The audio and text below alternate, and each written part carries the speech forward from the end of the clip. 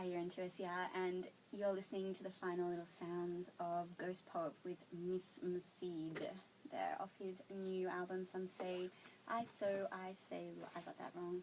Some Say So, I Say Satellite. Moving on. We've got great new guests in the studio that have brought such a big myriad of colourful little toys into the studio. I would like to introduce you to Matt, Cornell and Adam. You guys are 3D printing obsessed. Yeah. Thanks for having us. Thanks for having us then. When we started thinking about all things art and politics for this week's episode, one of the things that I really was interested in was this idea of 3D printing. It's been in the media a lot because of this idea people can print open source weapons, and there was this thing, New South Wales police actually apparently printed a gun and it exploded in their hands, and you know, it's pretty dangerous technology. You guys have got some pretty dangerous toys sitting here in front of us. We've got a rocket, apparently doesn't work at the moment. Yeah, it's not taking off. It lights up. It's a little night light. That's about as dangerous as it gets. So we've been talking about how you kind of started your obsession with 3D printing, and you were saying that you initially came out of this idea when you were doing residency for Legs on the Wall, which is a great new festival. Yeah. Well, it's a company out in Lilyfield, and within the entire institution, there's two young people, one called Lucy Parakina, one called James Dalton, and they're running a thing called an open source residency program, and there's many residencies throughout the year, and I was lucky enough, myself and a fellow artist called Bravo Child, to get the first ever residency, and that gave us almost a month of space and a little bit of money to investigate our proposal, and our proposal was to make the internet tangible. Within that, we thought, well, we're going to have to take something from the real world, we're going to have to make it an internet object, however that's experienced, and then we're going to have to bring it back into the real world and see what it looks like in the real world.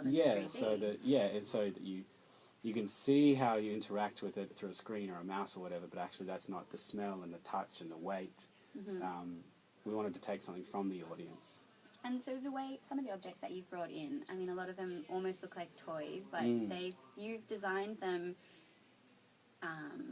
What is this? You just handed me this thing, which I was midway through sentence. I'm so confused by what this is. It looks like a drum. It looks like a coffee. Adam's designed this. Okay, It's Adam. a coffee tamper. I knew it was a coffee tamper. Yeah, I was thinking, but it's...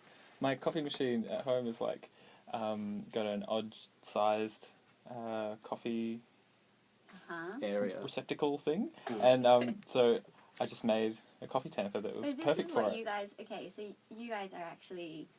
You kind of started bringing the 3D printer into your home after this residency, and you've been designing household objects. So something breaks, you guys just design something and print it out. Yeah, That's like amazing. this little crocodile is a peg. I didn't design it, but I keep my muesli bag closed with it. And it's adorable. And can you explain how it works? Because it is kind of a really funny textured material. It feels almost it looks a bit like a slinky, but yeah, what it does, it works out. It works exactly like a regular printer in that it prints out on a 2D kind of axis, but with this you get the third dimension of layers. So it prints out one layer, and then the Z bed moves down a little bit, and then it prints out another. So layer by layer it builds up. Yeah, X, Y, and Z.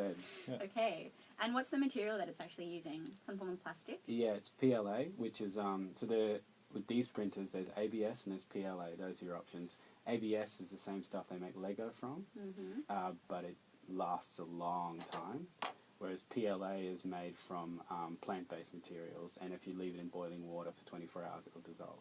Amazing. Yeah. So what are the other things that you guys have made? What's probably your favourite?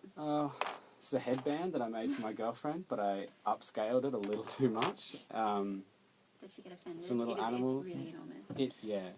My favourite is my iPhone case. No way! 3D printed. Oh, and it's beautiful. Yeah. And it fits perfectly. Yeah, and it's lasted for quite a long time. Like, I've had it for a month now, and it's been amazing. It's been great. Have you got any grand plans? What are you going to do with the printer? What are you designing?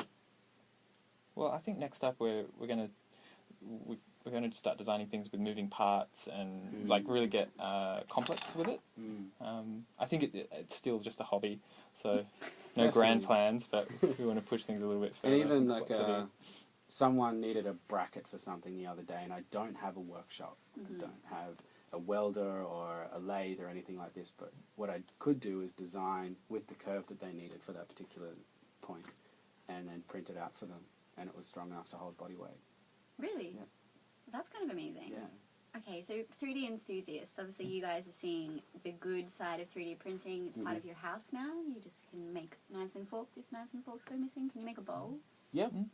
See, this is amazing. What do you think about guns? I mean, that's probably, or knives, or these kinds of things. Have you been tempted as two boys? I don't know, do you play role plays? we dress up.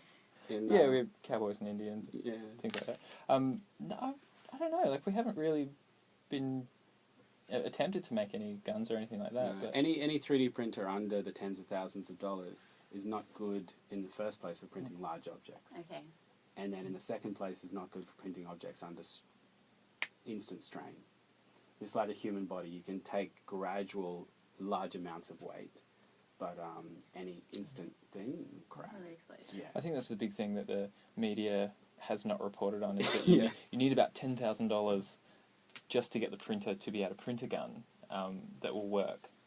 Once or twice. Yeah, as opposed to the printer that we have, which was about a tenth the price of that, and prints kind of structurally fairly weak objects. But I think, the politics of it are very interesting.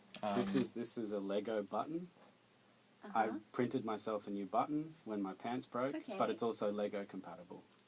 Wow. That's more about where we're at. Definitely. Lego buttons, not guns, peace, not war. You're here on Community Radio. This is 2OCR. Thanks for coming in, guys. We are running out of time, and just because I want to break my record, we're trying to say vagina as many times as possible on air, because there's a Festival of the Vagina, and we've got the curator on the phone, so we want to get to him and then have a little talk about the politics of nudity and all that. Thanks so much for bringing in all of these amazing little, quirky little, useful 3D printed toys. Great, no worries. What is that? 107.3. That was fun. No worries. Culture, Thank you. Thanks, man. You've got 2 minutes on this thing. galleries, I like this. So do you design it or do you design?